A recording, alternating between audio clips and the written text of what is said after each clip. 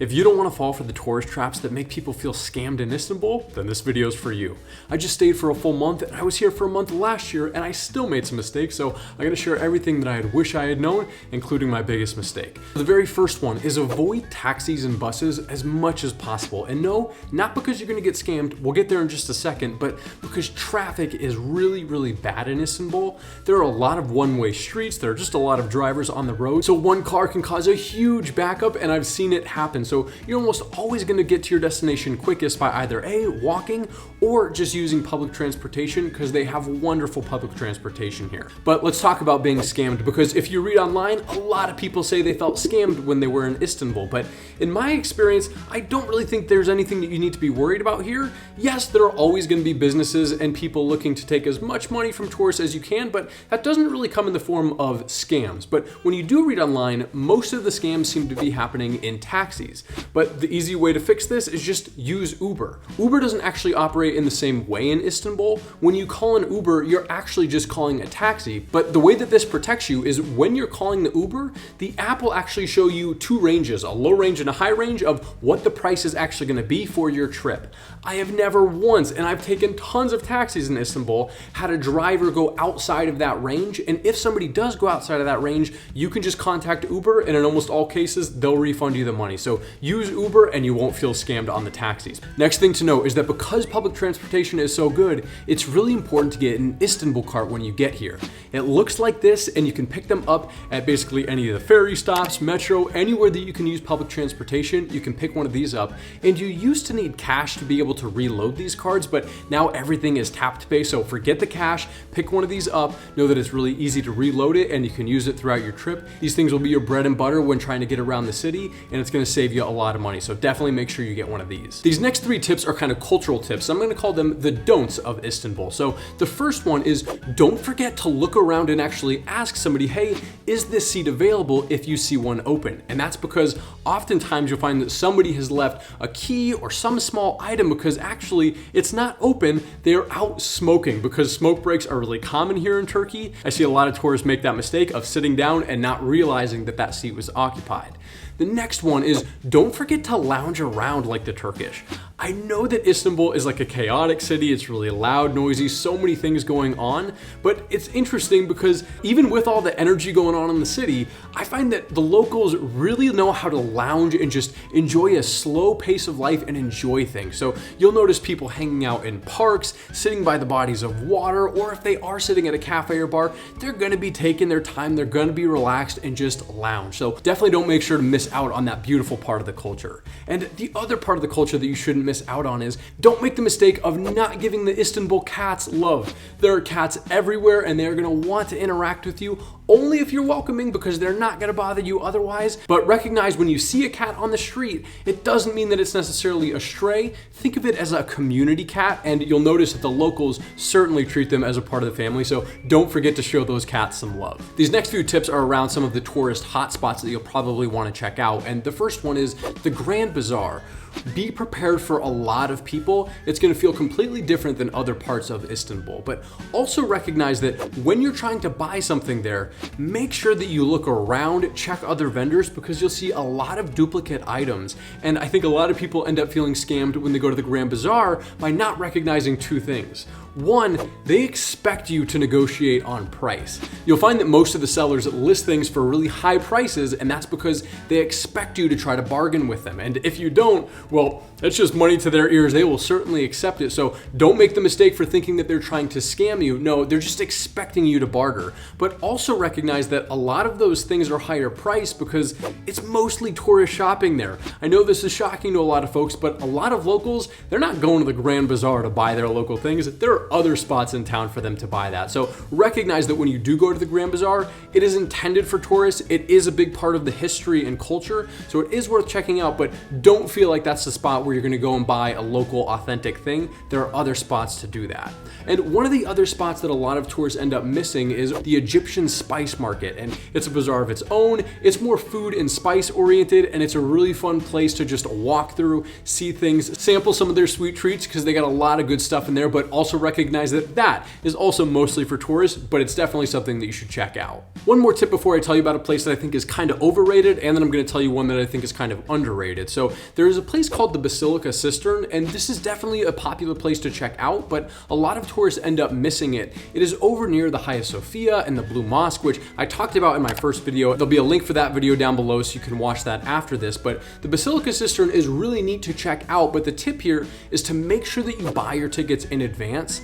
The line gets really, really long, and if you do buy your tickets online, you just skip the entire line and walk right on through. So you can save yourself some serious time by doing that. But let's talk about one of those places that I think you can realistically skip, and it's the Chichek Passage. And I know this is a place that a lot of people want to go for those Instagram pics, and it is beautiful, but it's not necessarily a place that you need to hang out for long. And if there is a place to cut on your trip, I probably wouldn't be too bummed missing out on that place. There's nothing too special about it. It is a cute little hall, but it is kind of touristy. But the place that I don't think that you should miss out on is the Ataturk Cultural Center.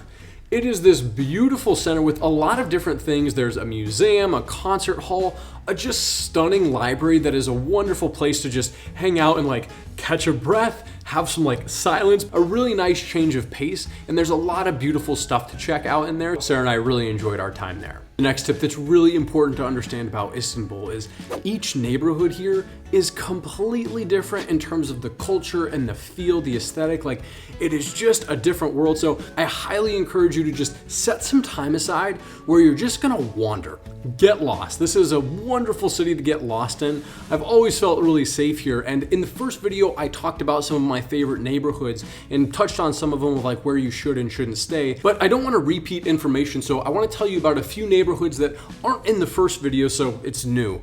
The first one is a place called Bebek, and I didn't go there the first time, and that was probably a mistake. It is an upscale neighborhood, but it is right on the Bosphorus Strait. Wonderful place to go and lounge on the weekend. Beautiful park along the water, wonderful shops. Definitely a place to check out. Another place is called Bala and Fener, and these are two neighborhoods that are a completely different side of Istanbul, but they're equally as beautiful. Very colorful, old wooden houses, a lot of antiques and artsy area. There's a lot of culture and history over there, so it's a place that I'd probably recommend visiting too. You don't need to worry about it if you're only going to be in town for, let's say, less than 2 or 3 days, but if you're going to be here for more than 3 days, it probably makes sense to go over there. But probably the neighborhood that I would recommend the most is a place called Cihangir. Now, I did mention this in the first video, but I didn't dive in enough. This place is just, it is artsy, it's got character, it's got culture, it's got everything. Some of the best restaurants. It is just a wonderful local experience, and I can't recommend it enough. So I know I said I was gonna stay over on the Asian side when I say it again.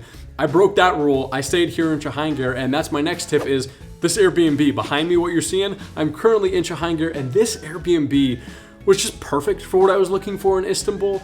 Great Wi-Fi, beautiful 2-bedroom place, like wonderful views. I overlook the Hagia Sophia and the Blue Mosque, Galata Tower. Like, this Airbnb has just been everything I could have ever asked for and more. And I did make a whole video on it. So if you're coming to Istanbul for the first time, it's hard to pick a better place than this. So if you want to learn more about this Airbnb, I'll leave a link in the description so you can check it out afterwards. But I want to tell you about a couple of the food options that you definitely don't want to leave without trying, and a couple places where you can test them out. So the first one is a local food called a simit. And a simit is kind of just a breakfast item. Think of it like a bagel, but with a lot of sesame seeds, and oh, they are great.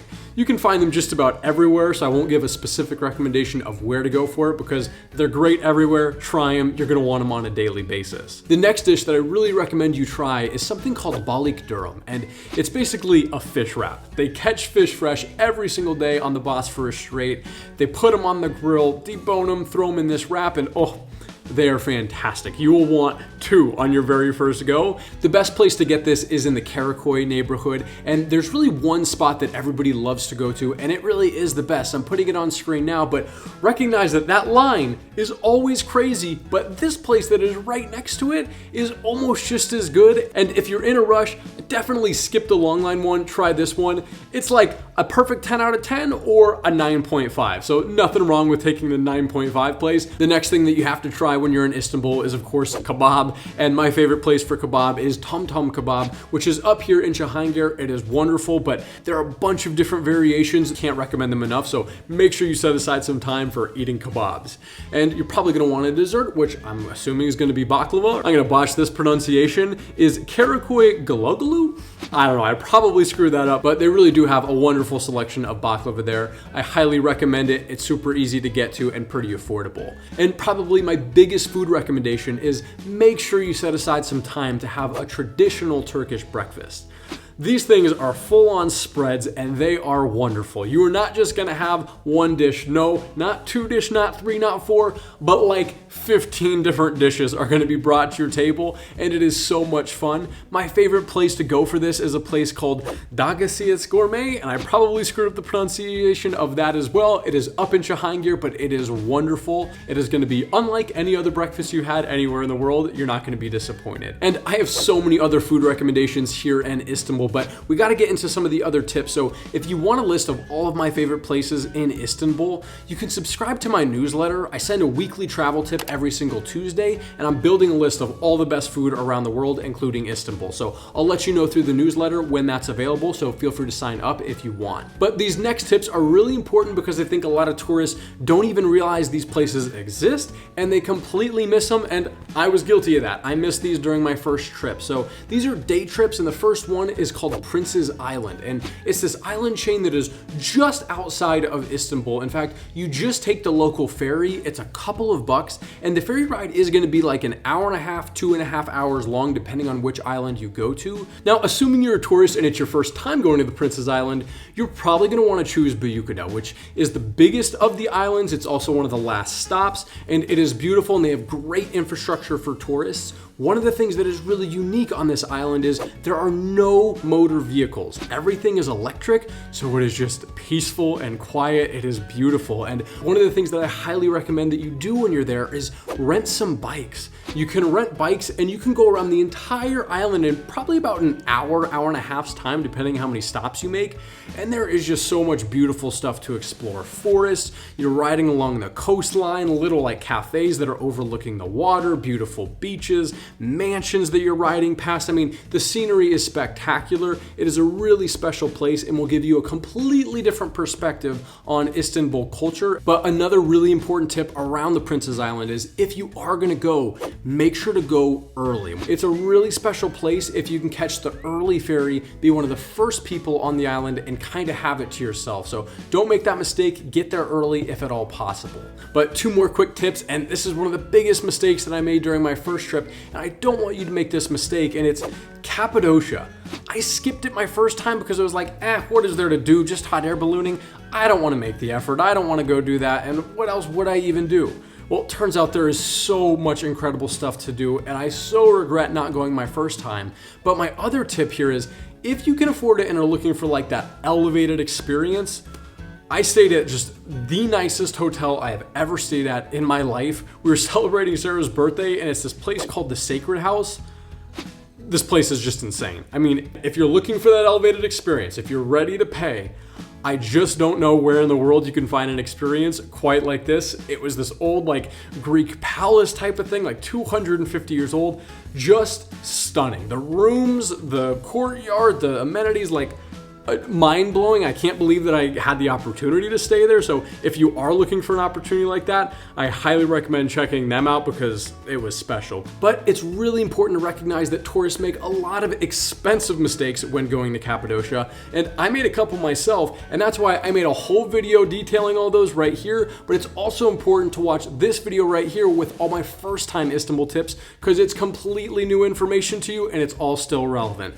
Fair warning, the audio is a little bit screwed up in it. It is pretty loud, but all of the information is really relevant. So I apologize in advance about that, but I hope this all was helpful, and we'll catch you guys next time.